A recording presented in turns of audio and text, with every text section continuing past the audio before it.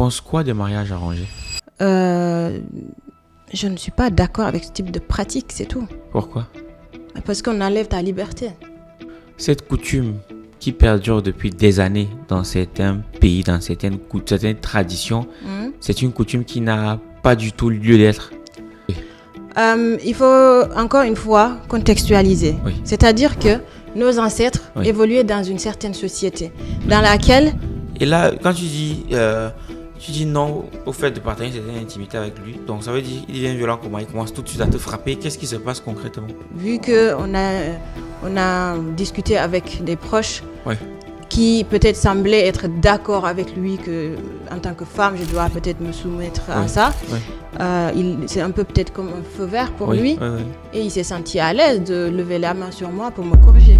Est-ce que tu recommanderais le fait de le concubinage avant le mariage? C'est-à-dire vivre d'abord ensemble avant de se marier. Voilà, si on enlève vraiment la religion, en ce moment-là, vivre avec la personne permet de mieux la connaître. Dans la religion impose que ton mari soit musulman, en tout cas si tu es musulman. Et tu es d'accord avec ce principe religieux-là ou pas? Participez à la 4e édition du Week-end de l'écrivain. Rendez-vous ce samedi 3 mai au Salon de l'Aveyron à Paris pour des conférences, panels et ateliers. Plus de 1500 participants attendus, des speakers de renom et une multitude de stands à découvrir. Inscrivez-vous vite sur argentlivre.com, les places sont limitées. Événement sponsorisé par Copili.io. Bonjour ma personne personnelle, j'espère que tu vas bien et qu'il t'arrivera des choses bien. Nouvel épisode, nouvel invité, nouveau décor. Bref, tu l'as compris. Aujourd'hui, nous avons une invitée avec qui nous aurons un échange autour de sa vie de femme, de sa vie de couple, afin de pouvoir faire le tour, mais surtout de tirer des leçons et de voir dans quelle mesure, je dirais, ces déboires peuvent nous enseigner. Comme d'habitude, on parlera à bâton rompu des sujets qui dérangent parce que tu sais, ici, c'est sans tabou, entre guillemets, toujours dans le respect, mais sans complaisance. Donc, assieds-toi, prends un fauteuil et peut-être de l'eau et rentrons dans ce voyage qui durera une 40aine de minutes. Maintenant que tout ceci est dit, on peut tout de suite souhaiter la bienvenue à notre invité. Bonjour Kadi. Bonjour Valère. Comment tu vas? Je vais bien, merci. Et toi? Super, moi je vais très bien. Je vais aussi bien que El Hadji Diouf dans un terrain de football. Oui. El Hadji Diouf, tu vois qui c'est ou pas? Je vois qui c'est, oui. Ah, Bon voilà. footballeur sénégalais. Ah, ça va, tu connais les références, c'est super, c'est super. Alors, pour ceux qui te découvrent aujourd'hui, qui es-tu? Alors, je suis Kadi Baldé, je viens du Sénégal. J'ai grandi dans un village qui s'appelle Dabo, en Casamance, et dans la région de Kolda. Et je suis née, j'ai grandi là-bas jusqu'à mon bac. Et après, je suis venue en France, donc je vis en France depuis une 20aine d'années maintenant, et où j'ai évolué personnellement, puis professionnellement. Voilà, donc aujourd'hui, je suis devant toi. Ok, super. Donc aujourd'hui, ce qui va nous intéresser, on aborde une thématique assez délicate, c'est tout ce qui concerne les violences dans les couples. Ok. Peut-être vous ne le savez pas, mais Kadi a connu 2 hommes. Et à chaque fois, ces relations sont soldées par une séparation. Et la raison phare, si je ne dis pas de bêtises, c'est la question des violences conjugales. C'est bien ça? Effectivement, oui. D'accord. Donc, moi j'aimerais bien savoir, le premier, comment est-ce que tu le rencontres? Je le rencontre dans mon village. C'est quelqu'un qui est proche de la famille. C'est un peu dans la grande famille. Tout le monde le connaît. Puis, il est proche aussi de mon beau-frère, celui qui est mari de ma grande sœur. Et donc, c'est quelqu'un que je connaissais un petit peu par le biais de la famille. On ne s'est pas tant rencontrés puisqu'on n'a pas eu à échanger sur une éventuelle vie de couple ensemble. Donc, les choses se sont faites un petit peu par le biais de la famille, par des décisions communes qui n'ont pas été vraiment prises par moi. Et donc, voilà comment ça s'est fait. Et oui, c'est un mariage qui a duré 1 an et demi, environ. J'ai pas eu une vie avec lui pendant plusieurs mois, puisque j'étais au lycée quand le mariage a eu lieu. Et j'avais décidé que je quitterais pas mes études pour un homme. Pourquoi ça? Parce que c'était important pour moi, les études, parce que j'avais des ambitions qui faisaient que j'avais besoin de rester à l'école. Et j'avais besoin de subvenir aux besoins de ma famille. Et donc, pour moi, c'était pas le mariage qui devait être la solution. Ok, d'accord. C'était pas le mariage qui devait être la solution. Ouais. Ok, et donc, malgré ça, tu te maries? Oui. Contre ton gré ou avec ta validation? Je dirais pas que c'était sans ma validation, mais c'est pas moi qui ai initié la démarche. Oui, bon, c'est pas toi qui as initié la démarche. Déjà, quand le mariage a lieu, tu as quel âge à peu près? J'ai environ 19-20 ans, puisque je suis en première. Ok, tu es en première. Au lycée, oui. Donc, le mariage est initié par la famille. Ouais. Et tu acceptes de te marier? Je finis par accepter. Ah, ça veut dire quoi, tu finis par accepter? Je finis par accepter parce que en ce moment-là, il faut savoir que je suis une jeune fille qui écoute beaucoup ma famille, qui est très attachée à la culture et qui veut être un peu une bonne femme à marier. C'est-à-dire c'est quoi une bonne femme à marier? Une bonne femme à marier, c'est une fille qui écoute ses parents, qui obéit un peu aux normes sociales, aux normes culturelles, et qui se soumet un peu à un certain fonctionnement qui fait que tu es enfant, tu es jeune, et donc tu ne sais pas tant ce qui est bien pour toi, mais ta famille le sait, tes parents le savent. Donc tu te conformes un peu à ça pour certaines prises de décision, dont le mariage. D'accord. Et donc, ta famille te propose ce monsieur? Oui. Et quand on te le propose, est-ce que tout de suite tu l'acceptes ou alors tu refuses d'abord de l'épouser, ce monsieur? J'étais le genre de personne qui ne remet pas de parole sur la parole de mes parents. La parole de mes parents, pas que mes parents directs, mais même de tous les adultes de ma famille. Parce que la culture, la famille dans laquelle j'ai grandi, c'est que elle est grande déjà. J'avais un grand-père qui avait 3 femmes avec plusieurs enfants. Donc, on vivait tous dans une grande famille, dans une grande maison qui est la sienne. Et donc, les frères et demi-frères de mon papa sont mes papas aussi. Ok, oui. Voilà, on dit que ce sont tes papas, on ne dit pas que c'est tes oncles. Tout à fait, oui. Voilà, et donc, si ces personnes-là parlent, je ne remets pas un mot. C'est de la même façon que mon papa. Et ma maman, pareil, toutes les femmes de ces hommes-là, qui sont frères et demi-frères de mon papa, leurs femmes occupent un peu une place de maman. Et donc, je dois le même respect, la même écoute à toutes ces personnes-là. D'accord, ok. Donc, quand ces gens te présentent ce monsieur, pourquoi est-ce que ces gens, les membres de ta famille pensent que ça peut être un bon mari pour toi? Alors, il faut savoir qu'on ne te le présente pas à ce moment-là.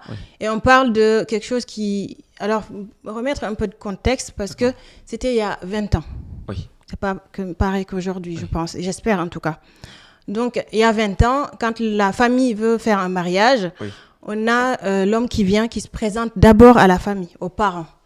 Et va montrer son intérêt à épouser la fille. Et donc, les échanges se font principalement par les adultes, par les 2 familles. Voilà. Donc, à un moment donné, la fille est appelée, on lui donne l'information. On ne consulte pas ton avis. On te dit qu'il y a telle personne. Est-ce que tu as vu les personnes qui sont venues là? Parce qu'il faut savoir que le mari n'est pas là. Ce sont les représentants du futur mari qui sont là. Ce sont ses oncles, parfois le papa. Mais voilà, on envoie 2-3 personnes de sa famille ou de ses proches qui vont venir donc demander la main auprès des parents de la fille. D'accord. En ce moment-là, ça se fait entre eux. Et puis, c'est a posteriori qu'on va t'appeler pour t'informer que ces personnes qui étaient là sont, sont venues dans le but de demander ta main pour leur fils. Oui. Et la petite anecdote que je vais vous partager, c'est que ils avaient dans la tradition, ils avaient une façon de tester si cette fille était bonne à marier justement pour un homme. Parce que dans la culture, on disait que si une fille est généreuse, c'est que c'est une fille qui est bien à marier. Qu'est-ce qu'on entend par généreuse? Généreuse, c'est-à-dire que quand tu vas te marier avec l'homme, à un moment donné, l'homme va recevoir du monde. On vit dans des grandes maisons où on accueille du monde. Voilà, la famille est grande. Il faut aussi que tu arrives à soutenir ton mari dans sa vie avec les autres. Bien sûr. Donc, si tu n'es pas généreuse et que tu ne sais pas accueillir, c'est un peu une honte. Dans ce cadre-là, la tradition dit que si une jeune fille, que les personnes de la famille du mari viennent chercher la fille, la fille, on lui demande d'amener de l'eau pour les étrangers. Donc, quand la fille va venir avec de l'eau, on a des pots en fait dans lesquels on amène l'eau. Si on est à un tiers du pot, on va dire que la fille n'est pas généreuse. Voilà. Si elle est à moitié, c'est encore un peu limite. Par contre, si elle remplit bien le pot, c'est un indicateur pour eux que la fille est généreuse, donc bonne à marier. Donc ça, c'est déjà un bon élément pour eux d'indicateur. Voilà, ça c'était une anecdote que je voulais vous partager de ce que j'ai retenu de cette période. Non, il n'y a pas une question. Bon, on s'en fout un peu de l'amour, quoi. Dans la question encore, oui. Ok, d'accord. Ok, donc les deux familles se rencontrent et on trouve que vous êtes deux personnes qui pouvaient aller ensemble. Et quand on vient te faire quand on t'informe de cela, c'est quoi ta réaction? Moi, c'est un oncle à moi qui m'appelle au téléphone, qui me dit que telle personne va me marier. Parce que faut se rappeler qu'en fait, c'était pendant que j'étais au lycée. Oui. Et je n'étais pas au village, en fait. Notre village, on avait l'école élémentaire jusqu'au collège. Donc, quand j'ai eu mon brevet, je suis partie à Kolda, dans notre région, pour pouvoir faire le lycée. J'habitais chez un de mes oncles. Donc, pendant ce temps-là, quand il y a eu les échanges, je n'étais pas là. Et c'est un oncle qui m'appelle, qui m'en informe. Encore une fois, je ne remets pas ma parole quand mon oncle me dit quelque chose. Okay, voilà. Ok. Donc, c'est comme ça qu'on t'informe. Et du coup, tu acceptes? Du coup, c'est oui. D'accord. Et comment se passe la première rencontre avec le monsieur? Le monsieur, je le vois parce qu'il habite dans la grande maison où il y a ma sœur. Ouais. Voilà. Donc, je le vois. C'est quelqu'un avec qui j'avais l'habitude de discuter, de rire. Je le connais de loin, mais pas dans une intimité qui pourrait nous amener à... penser mariage. À parler mariage même. Oui. Voilà. Ok. Et là, vous vous rencontrez, vous vous mariez? Alors, on ne se marie pas parce que lui, il vit en Espagne. Il était là. C'est quand il vient en vacances que moi, je vais voir ma sœur. Du coup, je le vois. Okay. Donc, il y a une période où il était là, oui. Mais le mariage, quand il va avoir lieu, quand on parle de mariage, c'est le mariage religieux.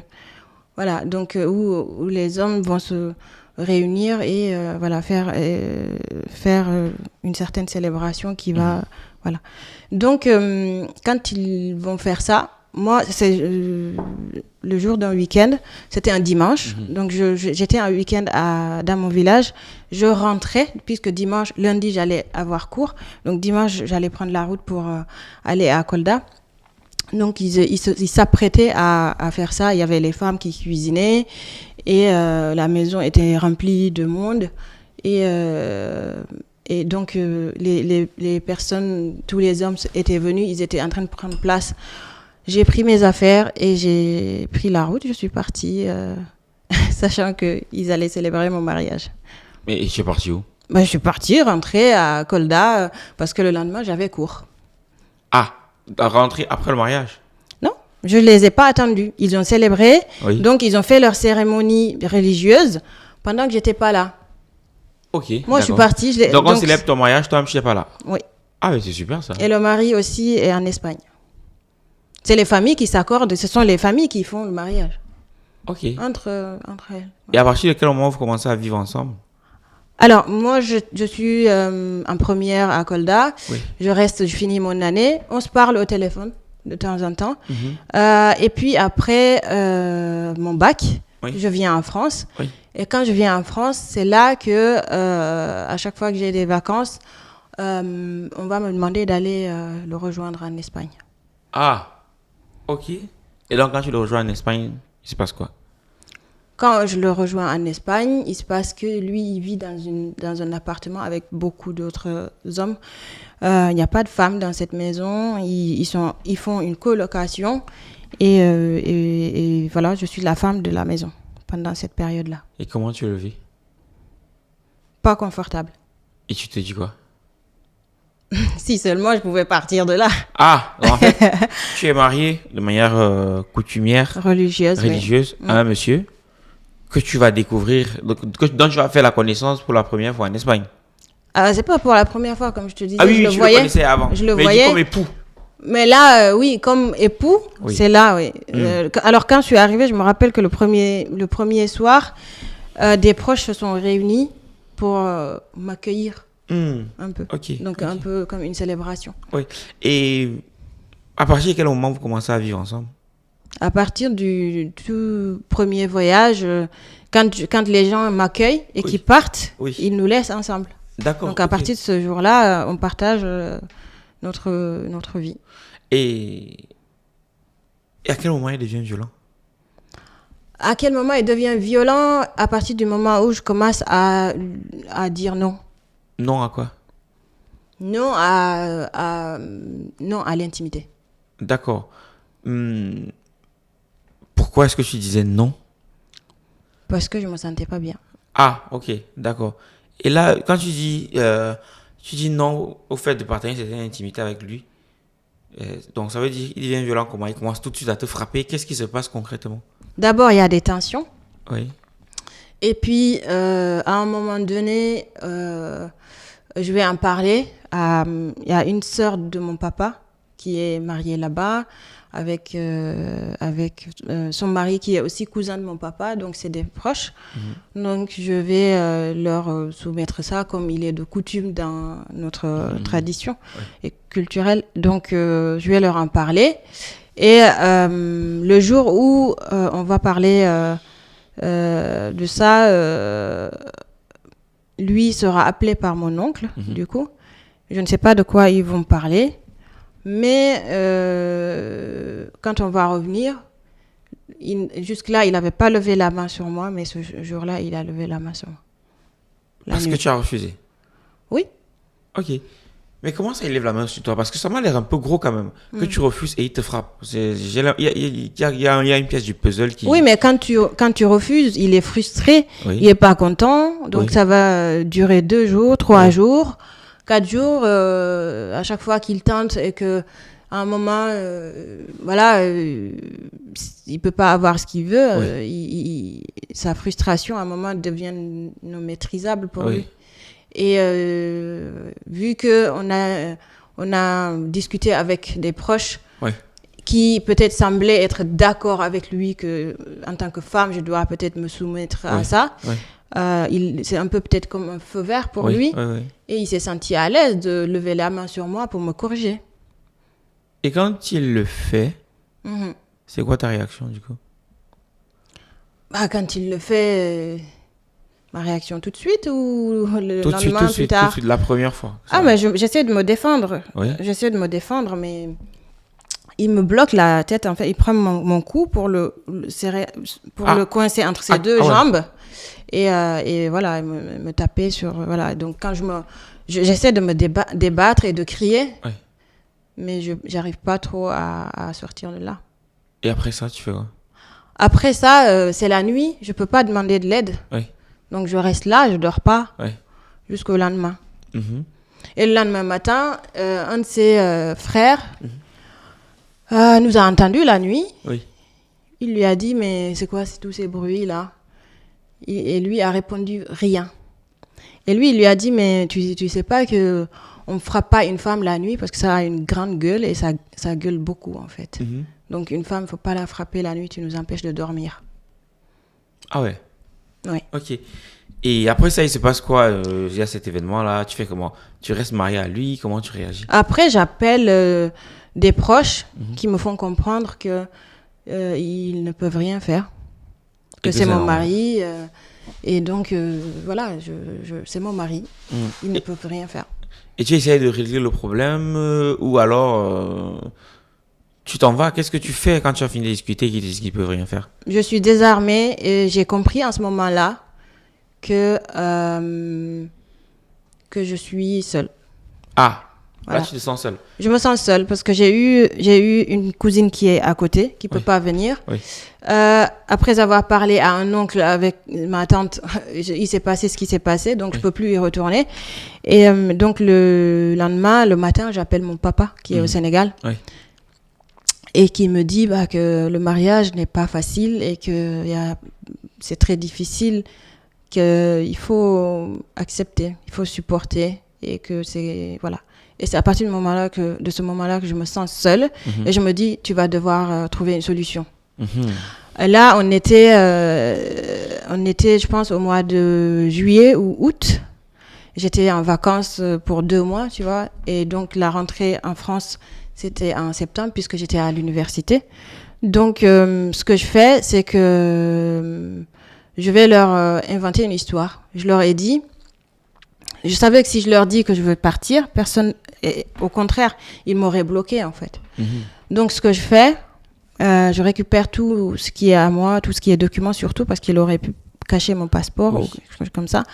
Et donc, je leur dis que j'ai reçu un mail. J'ai attendu 2 jours passés.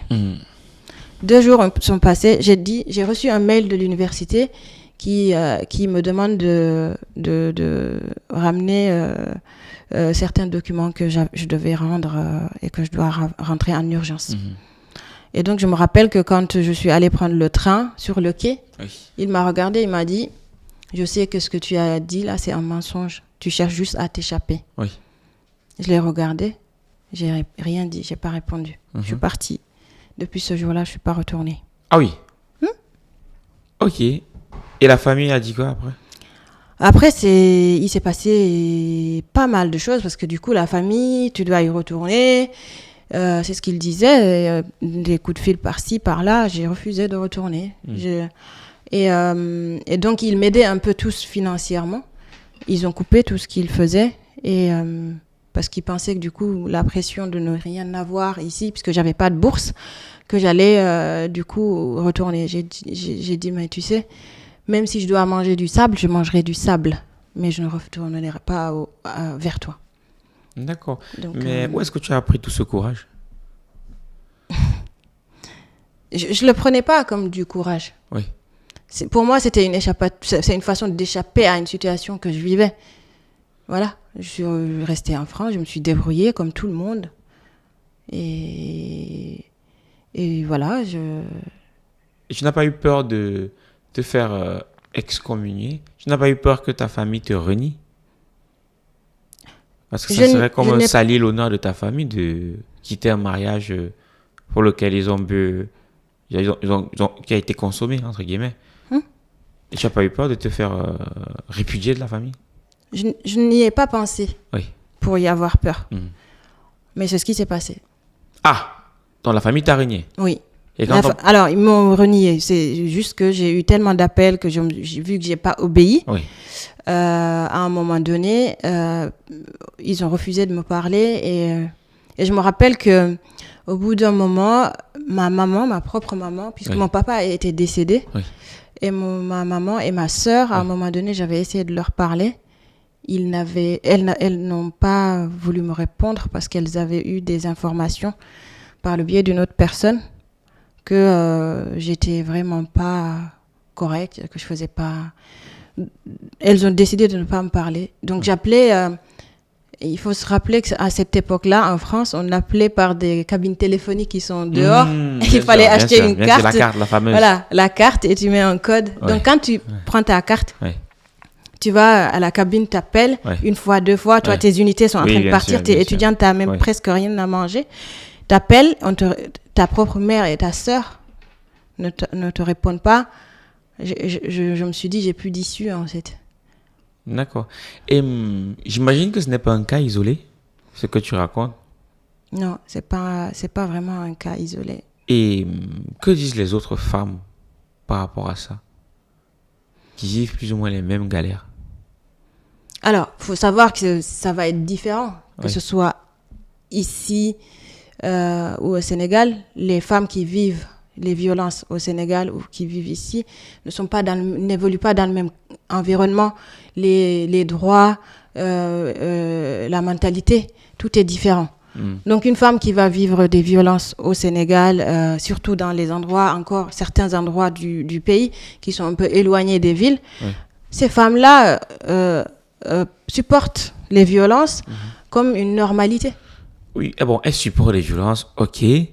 Elles savent quelque part, c'est aussi dû au mariage, entre guillemets, arrangé. Et j'ai l'impression qu'elles continuent de valider les mariages arrangés. Est-ce qu'elles ont un choix? Est-ce qu'elles ont le choix? Je pense qu'elles n'ont pas le choix. Je ne suis pas sûre. Parce que tu vois, moi, ce que je t'ai pas dit, la suite de mon histoire, là, c'est que j'ai fini par faire une tentative de suicide. Ah. Et c'est seulement ça qui a fait que ma famille est revenue. Que ma mère, j'ai une cousine qui est à Paris, qui a appelé ma mère, qui lui a dit, mais qu'est-ce que vous êtes en train de faire là? Vous vous rendez compte, elle est seule, elle se débrouille, elle vous aide, vous savez pas dans quelles conditions elle est, et vous réagissez comme ça quand elle quitte une personne qui la tape. Donc ma mère, elle a dit à ma mère, parce que ce sont les médecins qui l'appellent, puisqu'en ce moment-là, je suis hospitalisée. Et donc, ce sont les médecins qui l'appellent pour lui dire, pour en parler à ma cousine. Et ma cousine a dit à ma mère, maintenant ta fille est à l'hôpital, elle est hospitalisée parce qu'elle a fait une tentative de suicide. Et c'est là que ma mère a eu le choc et qu'elle a décidé de m'appeler au téléphone. Oui. Et quand elle t'appelle, elle se dit quoi? Elle te dit quoi? Juste prendre des nouvelles. Elle a appelé pour savoir comment je vais, mais on n'en a pas parlé. Voilà. Et tu es toujours seule? Je suis toujours seule et je cherche à m'en sortir. Je suis restée 1 semaine à l'hôpital et après, à ma sortie, je suis rentrée chez moi. D'accord. Et de tout cela, tu tires quoi comme leçon? Ce que je tire comme leçon, c'est que ça va avoir un lien avec ce que tu me demandais par rapport aux autres femmes. C'est que finalement, quand tu évolues dans un mariage où tu es violentée, tu es comment dire, c'est quel terme je vais utiliser? Livré à toi-même. C'est que tu dois te débrouiller, soit pour accepter, supporter comme ils disent, ou chercher à t'en sortir. Mais quand tu cherches à t'en sortir, sache que tu es seule. Voilà. Ok. Et tu penses quoi des mariages arrangés? Les mariages arrangés, qu'est-ce que j'en pense? Je ne suis pas d'accord avec ce type de pratique, c'est tout. Pourquoi? Parce qu'on enlève ta liberté. On t'enlève ta liberté d'individu. Tu es une femme, tu es un individu, tu es une personne avec des besoins, tu es un être qui évolue et qui a un pouvoir de décision. On t'enlève ça, ton libre arbitre, tout ce que tu es, on te l'enlève. Donc tu estimes que cette coutume qui perdure depuis des années dans certains pays, dans certaines traditions, c'est une coutume qui n'a pas du tout lieu d'être? Pas du tout. Donc, nos ancêtres sont totalement trompés par rapport à cette coutume? Alors, je ne vais pas... C'est pas ce que je dis. Il faut, encore une fois, contextualiser. C'est-à-dire que nos ancêtres évoluaient dans une certaine société dans laquelle la famille vit dans une grande maison, ils sont entourés. Donc, quand un homme fait quelque chose à sa femme, il y a quand même des personnes qui vont pouvoir intervenir. Oui. Les responsables un peu, il y aura toujours quelqu'un qui va intervenir. Mais de plus en plus, notre société est en train d'évoluer sur des couples qui vivent seuls. Oui. Donc, normaliser la violence, c'est en quelque sorte mettre une personne en danger. Oui. Parce que dire à l'homme, bah, tu es sa seule autorité en quelque sorte. Donc, elle doit t'obéir. Oui. Voilà. Comme il le faisait avant, bah, c'est juste pas possible. Pas possible. Ouais. D'accord. Ok. Et malgré cela, tu décides de retenter l'aventure. Effectivement, oui. Donc, j'aimerais que tu nous racontes. Je... Tu sors de l'hôpital. Oui. À quoi va ressembler ta vie après? Ma vie, elle ressemble à une fille étudiante qui fait des petits boulots par-ci, par-là Ouais. et qui cherche à s'en sortir. Et donc, ce que je fais, c'est que je fais de la garde d'enfants et tout ça. Et j'essaie de tenir comme ça pour déjà pouvoir subvenir à mes besoins et pouvoir m'en sortir. Mhm. Oui. Et donc, comment tu rencontres le monsieur qui va être ton deuxième mari, du coup? On s'est rencontrés dans un foyer jeunes travailleurs. Oui. On était tous avec d'autres étudiants dans un groupe, voilà. Et, Est-ce que tu permets, avant d'aller jusque-là, la période après ce malheureux événement, tu te remets, comment ça se passe avec les hommes désormais? il faut savoir que je n'ai pas de méfiance. Oui. Je n'ai pas de méfiance. En ce moment-là, j'ai 21 ans. Je suis quelqu'un de je suis une fille dynamique, qui aime la vie, qui est quand même très, très sérieuse, hein, qui sort pas beaucoup. Oui. Mais je ne me méfie pas des gens. Parce que pour moi, l'être humain est bon de nature.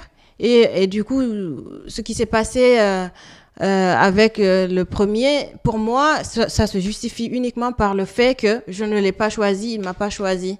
Et que les choses se sont faites comme ça. Oui. Voilà. Donc, tu restes ouverte.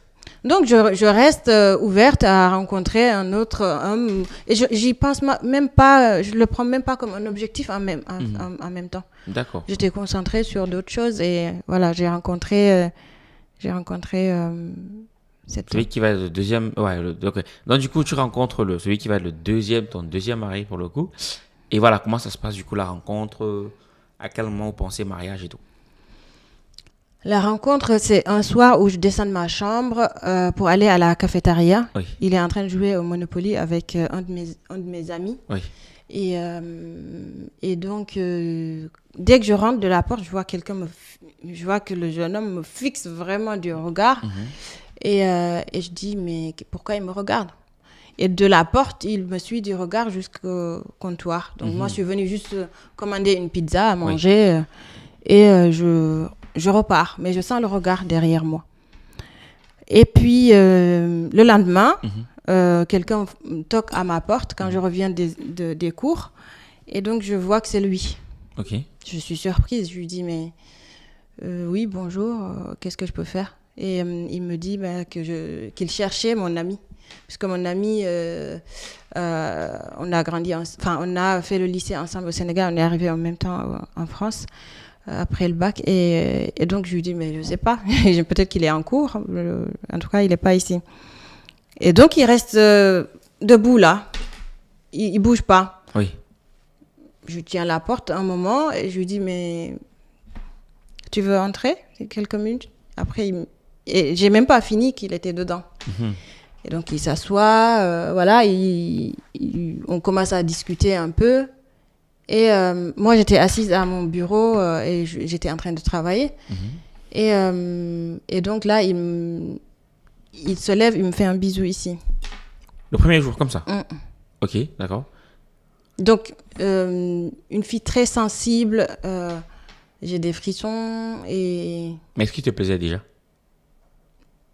Oui. Ok. Au moins, c'est clair, d'accord. Quand on s'est regardé... Comme dans les films, quoi. On va dire... peut-être, oui. Ok, d'accord. Parce que quand je suis rentrée, qu'il m'a fixé comme ça du regard, je sais pas, il s'est passé quelque chose. D'accord, ok. Bon, il te fait un bisou dans le cou. Donc, il me fait un bisou dans le cou et tout.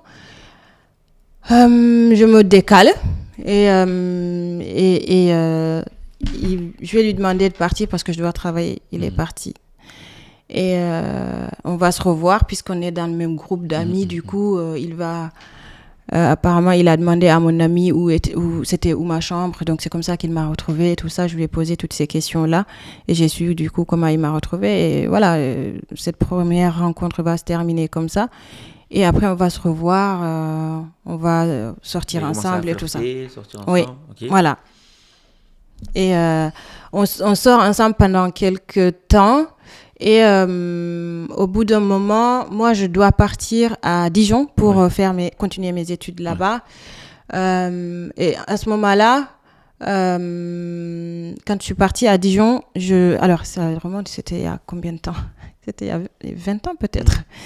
Et donc, quand je pars à Dijon, il continue quand même à chercher à avoir de mes nouvelles. Et donc, on décide qu'on sort ensemble et de temps en temps, il vient me voir. Et par contre, quand il vient... Comment ça se passe la relation? Quand il vient me voir, il prend une chambre dans mon immeuble, puisqu'on n'est pas mariés. Et donc, je ne dors pas avec lui. Il prend une chambre et moi, je reste dans ma chambre. Donc, après quelques mois comme ça, à la fin de l'année scolaire, il va prendre un appartement à Lyon pour me demander de revenir m'installer avec lui. Voilà. Donc après, je suis revenue m'installer avec lui. J'ai laissé mon travail et je suis revenue m'inscrire à l'université ici et continuer les études pendant qu'on habite ensemble. Oui. Et pendant, j'avais dit, le concubinage, du coup, puisque vous n'êtes pas mariés, ça se passe comment? Alors, il faut savoir qu'avant que j'emménage, j'ai appelé ma famille pour leur dire que je veux me marier avec lui et voilà. Donc, et la famille valide? La famille, beaucoup ne valident pas. Il n'y a qu'un oncle qui valide, qui me dit que je pouvais suivre mon intuition. C'est l'oncle chez lequel j'étais quand j'étais au lycée. D'accord. Voilà. Lui, il me soutient, ma maman, du coup, avec l'expérience de la première fois, je pense qu'elle accompagne aussi un peu ma décision. D'accord. Mais attends, ta famille n'est pas d'accord, à part ton oncle? Oui, mon oncle va raisonner du coup un peu les autres. Oui, ok, ton oncle va raisonner les autres. Et du coup, vous vous mariez? Du coup, oui, on se marie. Alors, je vais te poser une question. Imaginons pour une dame. Oui. Qui rencontre un monsieur et elle tombe amoureuse de lui et tout le bazar. Elle veut se marier avec ce monsieur et la famille n'est pas pour. Oui. Qu'est-ce que tu dis à cette dame de faire? Se marier contre l'avis de sa famille ou alors écouter sa famille et ne pas épouser le monsieur? Alors, ce que je dirais avec le mois d'aujourd'hui, c'est que la femme, elle doit être elle-même maîtresse de la décision. C'est-à-dire que un mariage, c'est pas une chose légère, c'est pas une petite décision. Donc quand tu dois y rentrer, il est totalement indispensable de prendre le temps d'y réfléchir. Je ne dis pas de ne pas consulter la famille, de ne pas parler avec la famille, mais ce que je veux dire, c'est que c'est à elle, c'est elle qui va vivre la relation. Donc elle doit absolument prendre le temps d'analyser les éléments. C'est quoi ces éléments? Les éléments, savoir chercher à connaître l'homme avec lequel elle veut se marier ou construire une relation, chercher à savoir qui c'est et prendre le temps. Et prendre le temps veut dire ne pas aller trop vite. Donc, ça veut dire quoi, ne pas aller trop vite? C'est quoi le temps? C'est combien? C'est 1 mois? C'est 6 mois? C'est 1 an? C'est combien de temps? Ça va dépendre de chaque personne et le niveau de maturité de la personne. D'accord. Aujourd'hui, avec mon âge et le recul que j'ai, les expériences que j'ai vécues, je peux très vite détecter avec les attitudes d'une personne que cette personne peut être bonne pour moi ou pas. Et pour quelqu'un qui n'a pas... Quelqu'un qui n'a pas ces outils-là, qui n'est pas outillé pour ça, je pense que minimum une petite année, peut-être que c'est dur, mais une petite année pourrait être bien quand même pour observer un peu la situation et voir réellement avec qui on a affaire. D'accord. Est-ce que tu recommanderais le fait de le concubinage avant le mariage? C'est-à-dire vivre d'abord ensemble avant de se marier? Alors ça, c'est une question délicate pour moi parce que je suis musulmane. Je suis musulmane, on n'est pas censé quand même vivre avec un homme avec lequel on n'est pas marié. Bon, allez voir la cape de la religion. Si on enlève si on enlève vraiment la religion, en ce moment-là, vivre avec la personne permet de mieux la connaître. D'accord. Oui. Donc, pour toi, tu recommanderais de vivre un peu avec la personne? De vivre avec la personne, pas un peu. De vivre avec la personne. Oui, vivre avec la personne réellement pour savoir réellement si cette personne, ses habitudes, Oui. ses convictions, ce qu'elle veut vivre, comme la façon dont elle veut mener sa vie dans son mariage et peut correspondre avec la mienne. D'accord, ok. Oui, donc du coup, vous vous installez ensemble, Oui, tu informes la famille, il n'y a que ton oncle qui est d'accord, oui, et il essaye de convaincre le reste de la famille. Du coup, la famille est ok, et oui. tu te maries. Du coup, oui. On va organiser un mariage, on va envoyer des faire-part. Là, justement, cette fois-ci, on fait un vrai mariage. Il est musulman? Alors, il est d'origine française, Oui. il est un peu de sicilienne Oui. et espagnole. Est-ce qu'il est musulman? Il s'est converti. Ah, Il pour s'est t'épouser. converti. Alors, pas pour m'épouser seulement. C'est quand on s'est rencontrés qu'il a voulu qu'on se marie. Oui. Je lui ai dit que moi, je ne pouvais pas me marier avec quelqu'un qui n'était pas musulman. Pourquoi? Parce que en tant que musulmane, c'est quelque chose qui est interdit. C'est interdit. Une Est-ce que femme. est-ce que ce n'est pas un truc à deux vitesses?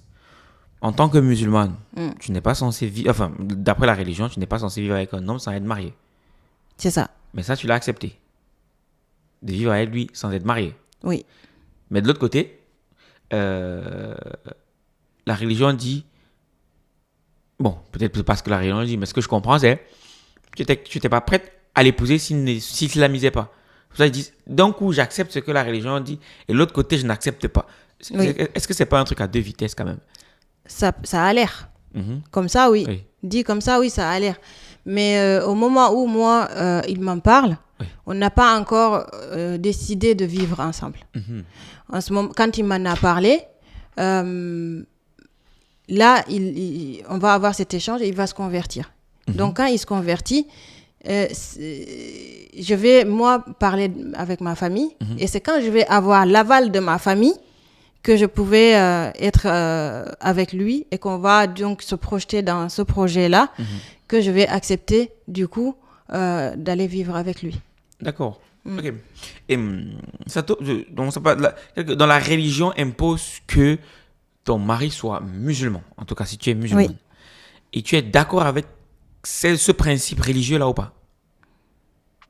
La religion, c'est quelque chose de très complexe. C'est très complexe. On essaie de s'y conformer au maximum. Et parfois, il peut se passer certaines choses qui dépassent un petit peu... qui dépassent un peu nos capacités. Moi, là, sur ce côté-là, oui. Pourquoi? Voilà. Pourquoi est-ce que tu es d'accord avec le fait qu'il faille qu'il soit musulman? Alors, ça, par contre, pour moi, c'était impossible de me marier avec lui s'il n'est pas musulman. Pourquoi? Ah, c'est parce que ça, je me conformais à ça. Oui, justement, c'est quoi le bénéfice dans le fait de se conformer à ça? Alors, la religion, on ne se pose pas de questions. Quand on croit et qu'on veut la pratiquer, c'est soit on obéit et on décide de ne pas obéir en connaissance de cause.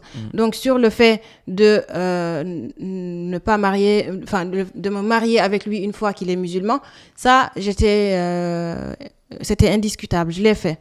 Après, quand je vais aller m'installer avec lui, Oui. il faut savoir que ça se passe très vite. Parce que quand il m'appelle pour me dire, il ne m'a pas appelé pour me dire, je vais prendre un appartement. C'était dire j'ai pris. J'ai pris l'appartement, viens t'installer avec moi. D'accord, ok, bon. Vous vous installez ensemble, il est Voilà. musulman. Et comment ça se passe après? Vous vous mariez? Oui. Ensuite? Ensuite, on se marie en 2008.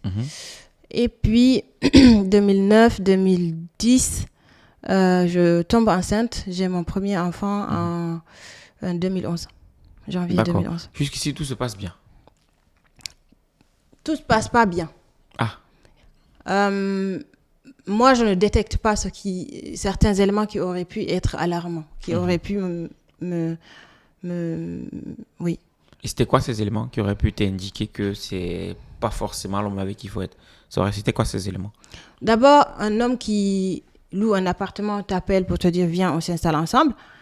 Il t'a pas sollicité, il t'a pas consulté. C'est une responsabilité de venir s'installer avec une personne. Ça se fait à deux. Mais peut-être que c'est parce que ça t'arrangeait bien aussi. Peut-être que ça m'arrangeait bien, mais en tout cas, j'ai pas eu le temps de la réflexion. Pourquoi? Au fond, il t'a pas forcé. Non. Tu aurais pu prendre le temps de réfléchir. Oui, bien et sûr. Tu as accepté. J'ai accepté. Je l'ai rencontré. Et je t'ai dit qu'il me plaisait et que je nourrissais l'envie d'être avec lui. Donc ça t'arrangeait. Je sais pas trop comment répondre à ça. Ok, d'accord. Ok. Oui, dans le fait qu'il t'ait pas consulté, ça peut-être c'est un signe. C'est un signe pour moi. D'accord, ok. Avec le recul aujourd'hui, je te dis que ça aurait dû être un signe pour moi. Qui t'alertait sur quoi? Un homme qui se comporte comme ça t'alerte sur quoi précisément? Sur le fait de décider ensemble. Décider ensemble. Oui. Ok. Oui, un autre signe, ça aurait été quoi? Un autre signe, du coup, c'est que quand on s'installe ensemble, il ne participe pas beaucoup aux tâches de la maison. Je travaille, je fais mes études, je travaille.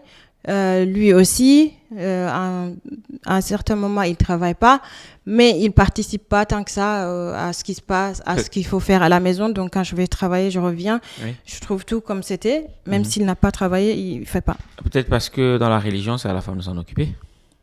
Oui, mais est-ce que c'est totalement normal en France? C'est ce que dit la religion. Est-ce que c'est écrit? Je ne suis pas sûre que ce soit écrit exactement, que c'est à la femme de le faire. Après, je n'ai pas totalement lu le Coran. J'essaie de pratiquer comme je peux. Mais je ne pense pas.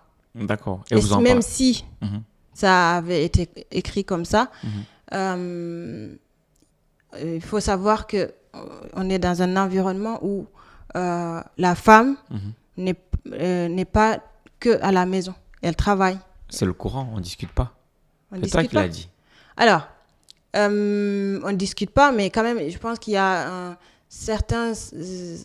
il y a une raison à avoir. C'est de la responsabilité des deux époux de savoir que pour que ça fonctionne bien, j'ai besoin de prendre soin de l'autre, l'autre a besoin de prendre soin de moi. On devrait être un peu équitable dans nos fonctionnements. Et donc, ce qui se passe dans la maison est de la responsabilité de tout le monde, pas d'une seule personne. Surtout quand tous les deux, on se réveille, on va au travail, on revient. D'accord. Ok, donc ça se passe comme ça, vous en parlez? Oui. Et donc, il en sort quoi? Ça crée des tensions. Et des tensions, pourquoi? Parce que vous en parlez ou parce que y a un problème de communication? Parce que je lui dis qu'il doit participer. Ok. Et donc, je me rappelle une fois où ça a créé une tension entre nous et je suis sortie pour aller prendre l'air vraiment et réfléchir un peu avant de revenir. Et quand je viens et que je rediscute avec lui, il s'est énervé en me disant que je vais voir que lui, il est souple avec moi, mais qu'à partir de maintenant, je vais voir comment il va changer. Ok. Et j'ai vu comment il a changé. Et il s'est passé quoi quand tu dis qu'il a changé? C'est-à-dire qu'à partir de là, il a été beaucoup plus dur maintenant. Dur? Oui. Ça se manifeste comment, beaucoup plus dur? Beaucoup plus dur, c'est beaucoup moins faire. Le peu qu'il faisait, il ne fait plus. Et les prises de décision sont presque que par lui. Mais ça va être un peu nuancé, ça va être crescendo. C'est pas aussi... pas tout d'un coup. Au début, les 2 premières années, jusqu'à l'arrivée de mon premier enfant, c'est pas aussi visible. Et moi, en tant que fille qui est née et qui a grandi là où j'ai grandi, avec du coup les représentations que j'ai eues là-bas, pour moi, c'est normal. Je suis une fille, je suis une femme, je dois m'occuper de mon foyer, de mon mari. Donc, il n'y a rien de grave là. Pourquoi je veux me plaindre? Ok. Et donc, il se passe ça. Et donc, comment ça se passe après? Participez à la 4e édition du Week-end de l'écrivain. Rendez-vous ce samedi 3 mai au Salon de l'Aveyron à Paris pour des conférences, panels et ateliers. Plus de 1500 participants attendus, des speakers de renom et une multitude de stands à découvrir. Inscrivez-vous vite sur argentlivre.com, les places sont limitées. Événement sponsorisé par Copili.io. Ça se passe que après je vais avoir mon premier enfant. Oui. Et je vais avoir de moins en moins de temps. Je travaille aussi. Oui. Et je dors pas la nuit. Mon fils ne fait pas les nuits jusqu'à 2 ans, 3 ans. Mais donc, de plus en plus de tensions. Voilà, plus en plus de tensions, beaucoup de disputes, des désaccords. Là, je vois un homme qui prend les décisions, qui me consulte pas et qui drive un peu toute notre vie. Alors, au début, je me suis laissée quand même emporter là-dessus. Toutes ces années-là. Et c'est quoi le point de rupture, du coup? Le point de rupture, c'est-à-dire? Qu'est-ce qui se passe pour que tu dises, ok, ça y est, c'est bon, là, je peux plus rester avec cet homme? C'est quand les disputes vont être très houleuses. Oui, quand je vais dire que, oui, c'est ça, la première fois, ça va être ça. C'est quand mon bébé est là et il y a eu une dispute très violente. Là, je vais dire que je veux plus être avec lui. Il y a eu une scène de violence physique aussi. Voilà. Et là, tu décides de partir? Là, je décide que je vais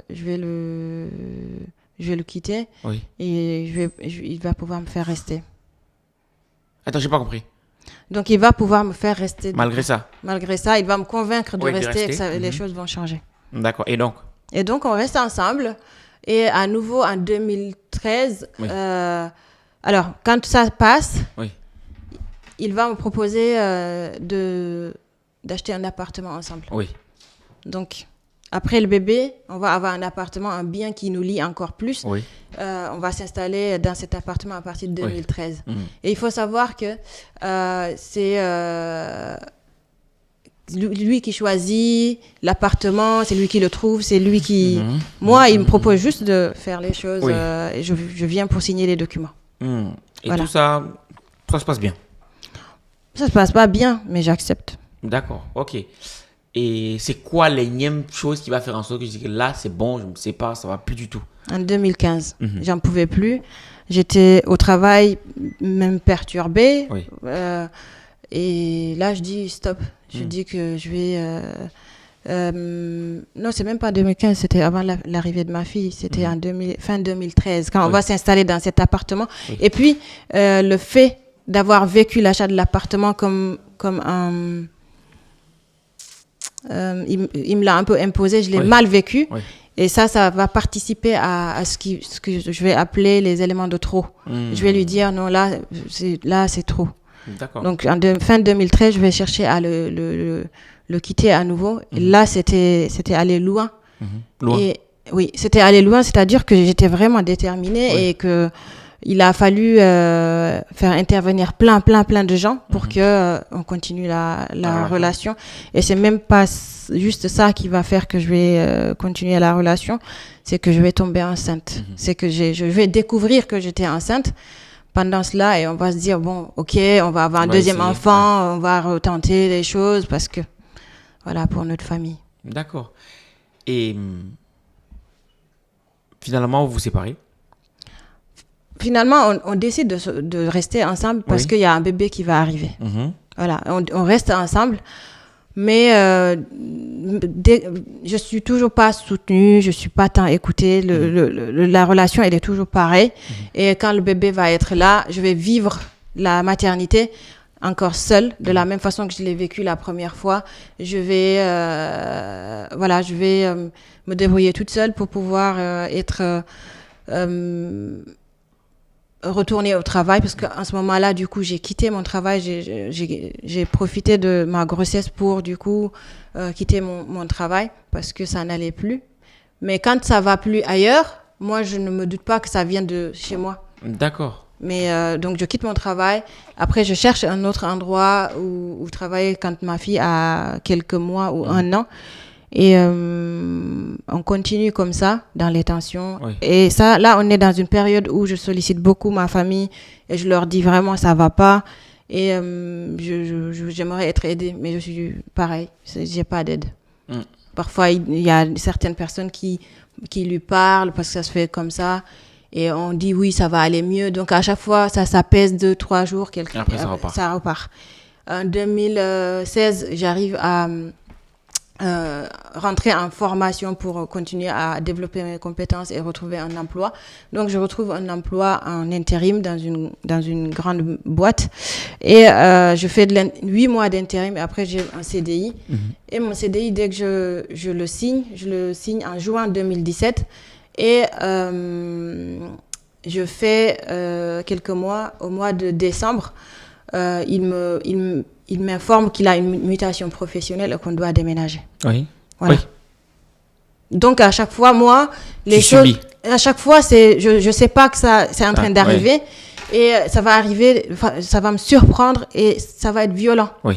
Parce qu'en plus, ce jour-là où je reçois son appel pour me dire on doit déménager. Enfin, il me dit, on m'a posé un dossier de mutation professionnelle, c'est une opportunité. On en reparle ce soir. Quand il me le dit, c'est la veille de mon entretien de bilan annuel. Donc là, j'avais préparé tout mon entretien pour me projeter avec l'entreprise, dans mon CDI et tout. Je suis dans une autre dynamique. J'ai dit, j'ai 2 enfants, maintenant je vais pouvoir me poser. Je suis dans d'autres programmations. Et là, je reçois son coup de fil. Et le soir, il débarque avec notre meilleur ami. Et donc, c'est pour me dire que ça y est, son entreprise lui a confirmé l'opportunité et que on va devoir déménager et que lui doit partir dans 1 semaine en plus. Donc, j'avais 1 semaine je savais que au bout d'1 semaine, j'allais être seule avec mes enfants, mon travail et que mon mari allait partir et que quelques mois plus tard, je vais devoir déménager avec mes enfants et toute ma famille, réorganiser ma vie et retrouver un boulot. D'accord. Et donc, je suis bouleversée. Là, c'était la goutte d'eau. C'est la goutte d'eau. Alors, j'ai dit non, je voulais pas y aller, mais le fait que notre ami soit là a aidé encore une fois à mettre un pansement et que je dise oui. Nous deux, je pense qu'il savait que j'allais dire non et c'est pour ça qu'il est venu avec lui. Donc, j'ai pris la décision, j'ai dit oui, mais sur le moment, je me rendais pas compte, mais c'était une décision qui allait me coûter vraiment.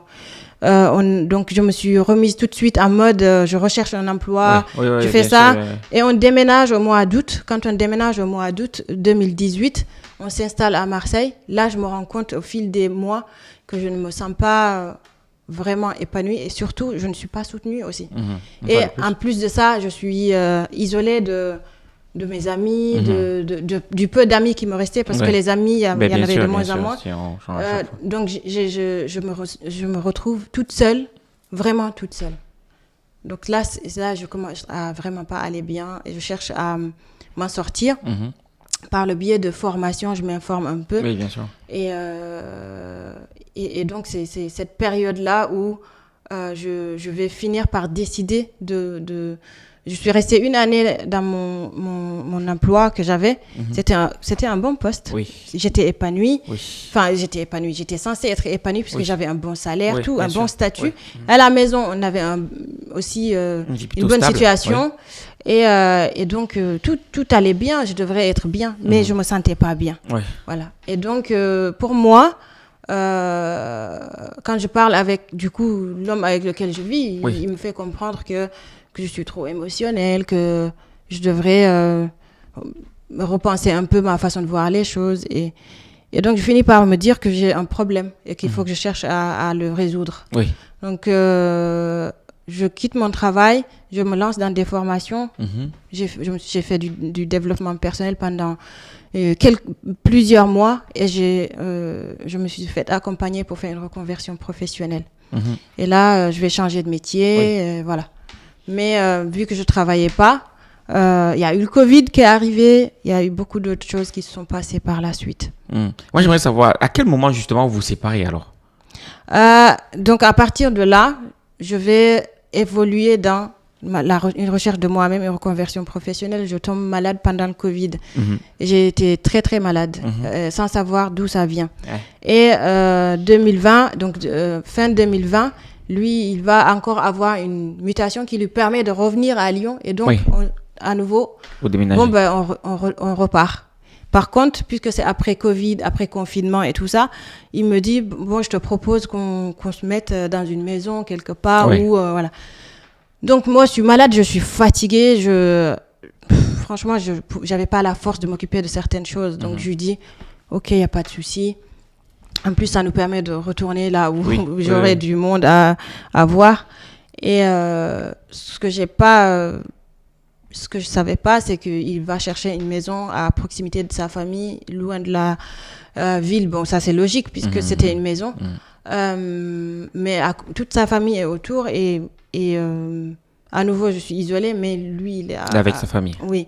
Et donc moi je vais découvrir la maison une fois qu'il l'a trouvée. J'ai vu des photos, mais voilà, c'est une fois qu'il a trouvé. Donc tu participes un peu.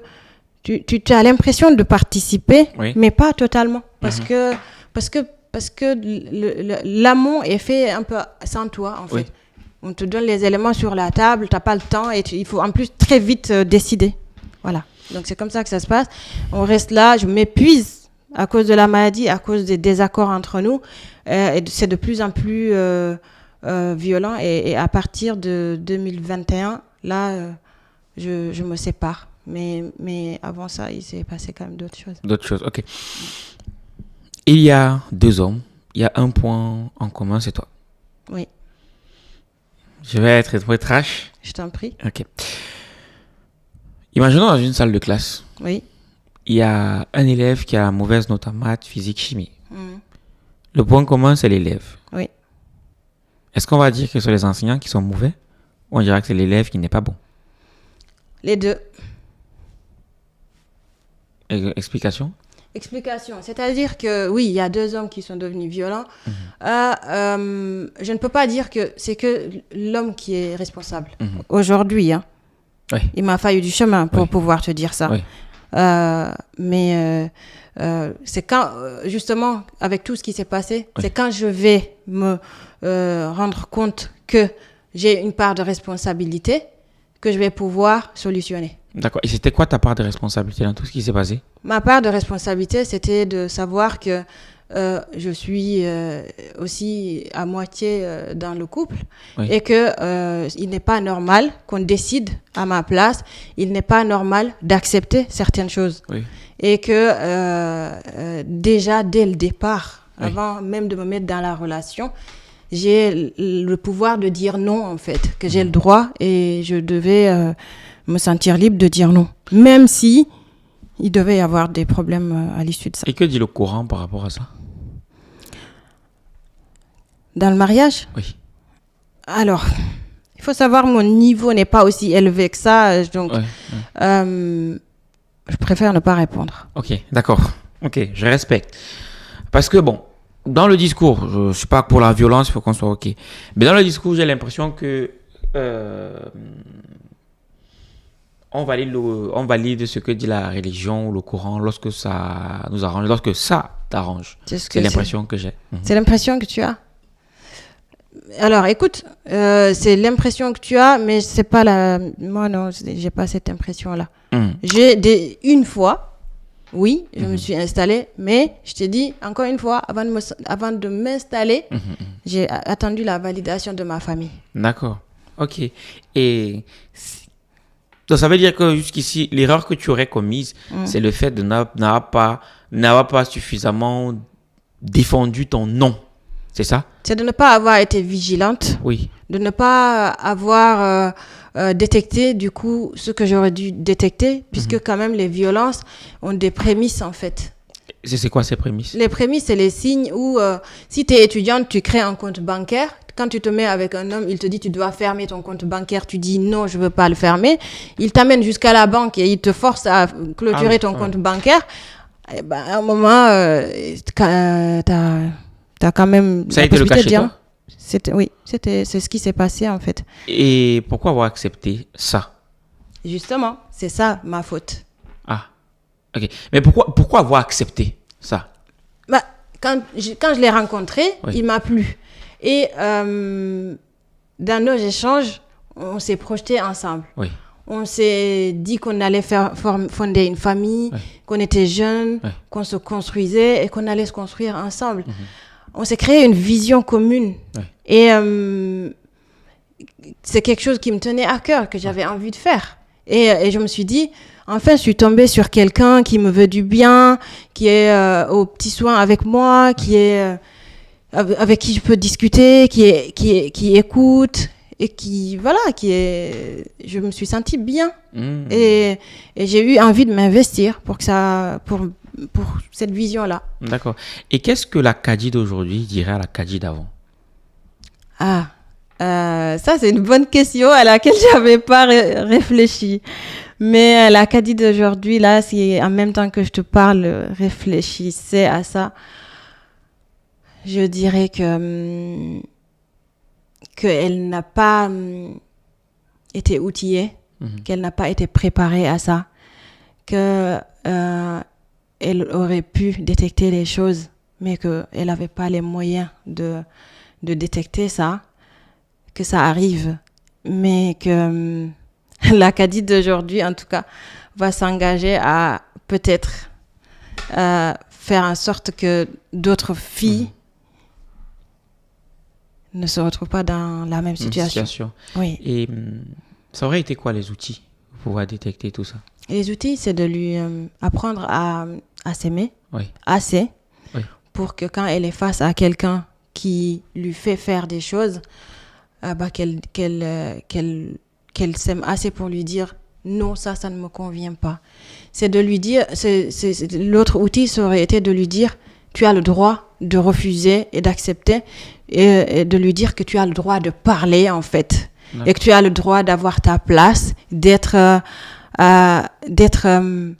dans une situation et être maîtresse de ta vie, exister et de lui dire surtout qu'elle est un individu.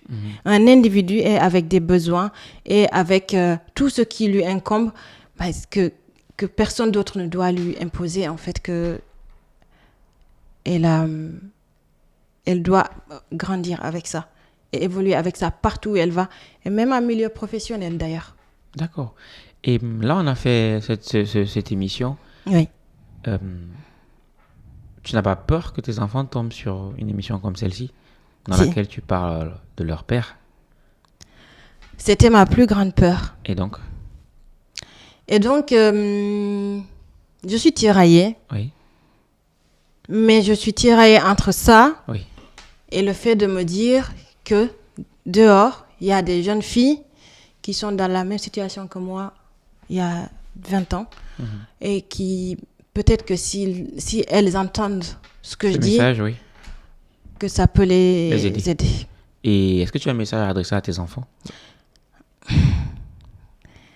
Je pense aussi à ma fille. Oui. Et je me dis, il est de ma responsabilité aujourd'hui de faire que demain, ma fille ne se retrouve pas dans la même situation. Donc, si je devais lui adresser un message, je lui dirais que Maëlys, en fait, tu as de la valeur, tu es une fille, tu es un individu que je t'aime surtout, et mon amour sera toujours là, quel que soit ce que tu décideras. Et sache qu'en fait, tu n'as pas besoin d'un homme pour t'aimer, tu n'as pas besoin d'un homme pour exister, tu n'as pas besoin d'un homme pour faire quoi que ce soit. Tu as besoin de toi, tes ressources, et je serai là pour t'accompagner à avoir ces ressources-là. Et sens-toi libre de dire oui ou de dire non. Et sens-toi libre d'avoir des rêves, de les suivre. Et sois sûr que tu peux avoir un chemin avec toute une lumière devant toi. Et je ferai ce que je peux pour t'aider à faire tous tes pas, en fait. Et je ferai tout aussi pour faire que tu ne te retrouves pas dans la même situation et dans le même chemin que moi. Est-ce que c'est pas dangereux de dire à sa fille qu'elle n'a pas besoin d'un homme? Elle a besoin d'un homme, pas pour s'aimer. Mhm. Alors, aussi, je vais faire une nuance. Pas besoin, mais c'est quand elle a... Le fait d'avoir... C'est ça qui est... Moi, le danger, c'était ça. Oui. C'est que j'avais besoin d'un homme. Oui. Mais avoir besoin d'un homme et avoir envie de vivre avec un homme, c'est différent. Justement, l'Acadie d'aujourd'hui, j'ai pas besoin d'un homme. Je subviens à mes besoins. Oui. Je peux être épanouie, je peux être heureux, je peux rigoler, je peux jouer, je peux faire ce que je... Tout, si un homme n'est pas là. Par contre, si un homme est là, on pourra faire beaucoup plus ensemble. Mais en fait, chacun de nous peut être bien seul. Oui. C'est ça le danger. Le fait d'avoir besoin de l'autre, c'est que tant que l'autre n'est pas là, on n'est pas bien. D'accord. On n'est pas complet. D'accord. Par contre, l'autre est, il n'est pas indispensable. Oui. C'est juste, on Un est plus. ensemble. Il y a moi, toi et nous. Et nous? Voilà. Ok. Donc, ma fille, c'est ce que je lui dis. Elle doit être elle. Elle aura quelqu'un d'autre qui est lui d'abord. Et les deux feront le couple. Et pour ton fils? Pour mon fils, je lui dirais que il est important Ouais. de s'aimer aussi, Ouais. de réfléchir à la vision qu'il veut avoir et de savoir qu'une femme, ça se respecte. Mhm. De savoir qu'une femme, elle est là pour cheminer avec toi et c'est pas pour justement combler tes manques. Moi, ta mère, j'ai la responsabilité de t'accompagner à justement au maximum pour te construire assez et être équilibré. Oui. D'accord? Et par contre, c'est pas la fille qui va venir combler tes vides. Donc la fille que tu vas rencontrer, pareil, si tu es une personne complète et cette fille, elle est complète et équilibrée, tous les deux, vous arriverez à former un couple sain dans lequel l'amour, le vrai, est possible et du coup, vous pourrez vivre ensemble sans qu'il y ait des choses comme ça, en fait. D'accord. C'est ce que je souhaite pour eux. Ok, question simple, réponse simple. Oui. Est-ce que Kadia est désormais prête pour se remettre en couple? Oui. Est-ce que Kadia est désormais prête pour se marier? Oui. Les gars, déposez vos candidatures. Non. Je n'étais pas en train de recruter. J'étais pas Ah, si tu es prête, ben voilà, maintenant libre à toi de faire ton choix. Oui. Valère. Donc, puisque nous sommes dans la même lancée et qu'on va bientôt finir, c'est quoi Oui. ton plus gros défaut? Mon plus gros défaut, alors, j'aime bien dire point d'amélioration. Si Voilà. tu préfères. Mon point d'amélioration, c'est de continuer à me dire que je ne sais pas tout et que j'ai besoin de continuer à apprendre de la vie, des autres et de connaissances, plus de connaissances. Oui, c'est donc le besoin d'apprendre plus. D'accord. Et ta plus grande qualité? Ma plus grande qualité, je suis une personne, j'attache beaucoup d'importance à l'humain. Je À crois l'humain, en ouais, l'humain. ouais. Oui, c'est ça. Super, super. C'est quoi ton repas préféré? Ah, le tchéboudiet. le gros cliché, quoi.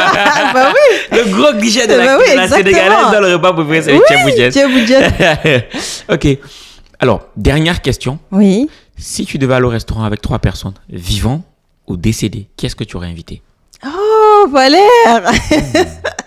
La meilleure question pour la fin. Tout de suite, je pense à mon grand-père paternel. Oui. Oh, il m'a accompagné. La spécificité, c'est qu'il a cru en moi.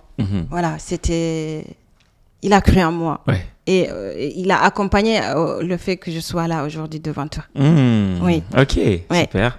Il y a lui et ma mère, bien sûr, ma maman. Ma maman, elle s'est beaucoup battue. Elle s'est beaucoup battue. Au début, tu as parlé de courage. Je pense qu'en fait, j'ai pris un petit peu d'elle. Et elle a vécu aussi beaucoup de choses difficiles en couple, en famille, là où elle a évolué. Et justement, c'est à chaque fois que mon fuel pour continuer à me battre, c'était elle. Je pensais à ce qu'elle faisait, en fait. Et la troisième personne? La troisième personne, mon papa aussi. Oui, mon papa. Mon papa, c'était un papa aimant. Je ne l'ai pas connu en bonne santé. Ouais. Mais j'ai beaucoup ri avec lui. On ne l'entendait jamais se plaindre. Il avait une humilité que je loue. Voilà. D'accord. Ok, super. Merci beaucoup, Kadi. Merci, Valère. D'être prêté au jeu. C'était pas Avec évident. grand plaisir. Non, c'était pas des sujets faciles. Ouais, j'ai vu ça. Mais des en tout cas, sujets j'étais prêté, importants à traiter. En tout cas, j'aimerais très bientôt, je t'inviterai pour un podcast mais autour de ta casquette d'entrepreneur. Oui. Parce que je sais que là-dessus, tu as beaucoup à partager. Oui, avec grand plaisir, Valère. Très, très bientôt, on le fera. Oui. En tout cas, merci d'être prêté au jeu. Merci. Merci à toi pour cette invitation. Et bravo à vous, Argent Livre, pour le travail que vous faites. En tout cas, merci de nous faire confiance. Merci à C'est toi. grâce parce que vous êtes là que nous sommes là. Donc, c'est grâce à vous qu'on existe. Merci à toi de nous avoir écoutés. C'était Valère Bélias et Kadi. Et on se donne rendez-vous à la prochaine vidéo. Mais attention, si ce contenu vous aura intéressé et que vous souhaitez écouter la nouvelle femme qu'est Kadi, parce que désormais, elle fait plein de trucs. Elle a une casquette d'entrepreneur et elle a beaucoup de choses à partager. En tout cas, si tu veux savoir ce qu'elle a à te partager niveau entrepreneuriat, like cette vidéo. Et je vous promets, dès lors que cette vidéo aura atteint les 300 likes, on fera l'épisode sur Kadi en tant qu'entrepreneur. C'était Valère Bélias et Kadi. On se donne rendez-vous à la prochaine vidéo. Minakano. CRS James, GBS Music. c'est encore moi, c'est encore la 3D. Les éditions Argent Livre, Immortel. Les éditions Argent Livre. Et si je pouvais changer l'histoire, mon expérience j'allais la partager. Car beaucoup d'humains se trompent par faute de recueil pour s'inspirer. Quand on pas de grandir, c'est pas question de l'âge ou de physique. On parle de vision, on parle de rêve. Des livres pour forger le mindset. Éditions Argent Livre. Concrétisez vos rêves à changeant de vie. C'est l'unité de mesure de la réussite. Coucher ton histoire sous forme de livre. Édition à l'appel, place à Argent Livre. Et y'a ceux qui écrivent et ceux qui lisent. Ceux qui écrivent pour changer de vie. Et y'a ceux qui lisent et ceux qui écrivent. Ceux qui lisent pour changer. Écrire pour impacter, je suis immortel. Aïe, aïe. Écrire pour impacter, je suis immortel. Aïe, aïe. On veut changer l'histoire, laisser un héritage. Écrire pour impacter, je suis immortel. Aïe, aïe. Donne-moi une feuille et puis un stylo. Oui, s'ouvrir au monde sous forme de plusieurs mots. Frère, tu sais pas besoin d'être au niveau. Argent. Écrire un livre, c'est pas affaire d'intello. On renaît de ses cendres grâce à un livre. On raconte les meilleurs grâce à des livres. Et même si t'arrêtais de vivre, tu seras immortel grâce à un livre. Les éditions Argent Livre. Concrétisez vos rêves à changeant de vie. C'est l'unité de mesure de la réussite. Coucher ton histoire sous forme de livre. Édition à l'appel, place à Argent Livre. Et y'a ceux qui écrivent et ceux qui lisent. De l'écrivain. Ceux qui écrivent pour changer de vie. Et y'a ceux qui lisent et ceux qui écrivent. De l'écrivain, ceux qui lisent pour changer. Écrire pour impacter, je suis immortel. Aïe, aïe. Écrire pour impacter, je suis immortel. Aïe, aïe. On veut changer l'histoire, laisser un héritage. Écrire pour impacter, je suis immortel. Aïe, aïe. Week-end de l'écrivain. Week-end de l'écrivain. Week-end de l'écrivain. Bienvenue, week-end de l'écrivain. Week-end de l'écrivain. Week-end de l'écrivain. Week-end de l'écrivain. Bienvenue, week-end de l'écrivain. Écrire pour impacter, telle est notre devise. Parce qu'un Africain qui écrit, c'est une bibliothèque qui se construit. On va le faire sans le son, on va le faire ensemble. Écrire pour impacter. immortel. Aïe, aïe, aïe. Écrit pour impacter, je suis immortel. Aïe, aïe, aïe. On va changer l'histoire, laisser un héritage, écrit pour impacter, je suis immortel. Aïe, aïe, aïe.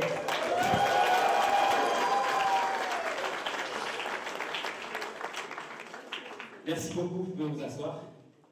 Est-ce que Maître Beko est dans la salle?